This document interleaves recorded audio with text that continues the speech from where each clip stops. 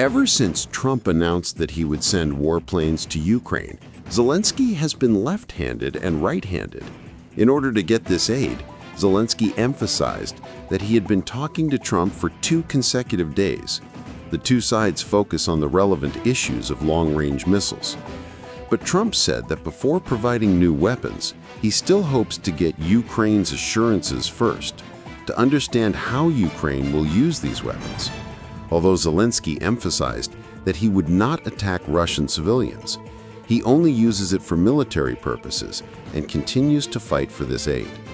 But Trump's caution is actually a concern that the United States is afraid that the situation will not be acceptable. After all, if the warplanes are really deployed to Kiev, Russia, Moscow, St. Petersburg, these big cities are all within the scope of the attack. Trump's diplomatic style of negotiating with conditions is not only reflected in the aid. When he interviewed later, he directly said that Putin would agree to the mediation. If he does not accept it, his result will be very bad. Later, U.S. Vice President Vance revealed the news. The U.S. is thinking about allowing NATO member states to pay the bill. This can avoid the risk of direct military aid. This kind of curve helps Ukraine's routine. Both want to put pressure on Russia and leave a diplomatic retreat for themselves. The small abacus of the Trump administration in the low-range game is clearly played. Facing the U.S. pressure, Kremlin also quickly gave a counterattack. President's News Secretary Peskov pointed out the key at the press conference on October 13.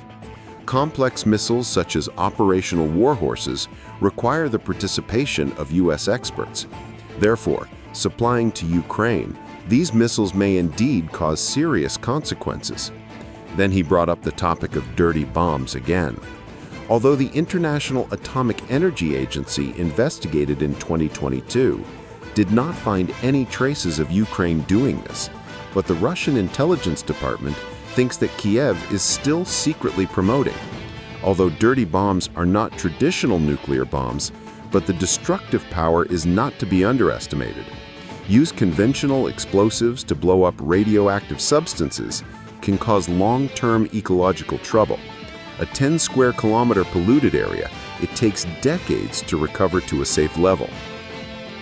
Peskov asked, if the Russian army launched a long-range missile, and it is likely to carry a nuclear warhead, so what will Russia think about it? I think other countries should know, this is actually a signal to release the nuclear threat. Putin has also said before, serious impact on Russian-US relations for the War Government Assistance Committee. Now look at this. This is not a casual diplomatic scene. The current situation is a bit like entering the cycle of you against me, I against you. US upgrade weapons assistance, Russia strengthens nuclear deterrence. Russia mentions nuclear deterrence. North Korea wants to give Ukraine more support. Analysts say both sides are testing each other's bottom line, but there is no reliable mechanism to control the crisis. The Trump administration wants to use extreme pressure to soften Russia, but did not consider the nuclear power struggle.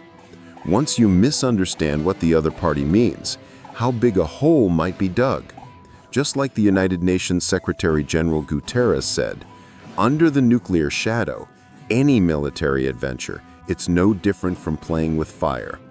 If the U.S. does not recognize this critical fact, instead continue to increase military pressure on the battlefield, the end will be unbearable. To avoid a nuclear disaster, the only feasible way is to rebuild trust through diplomatic dialogue, instead of using force to intensify the confrontation.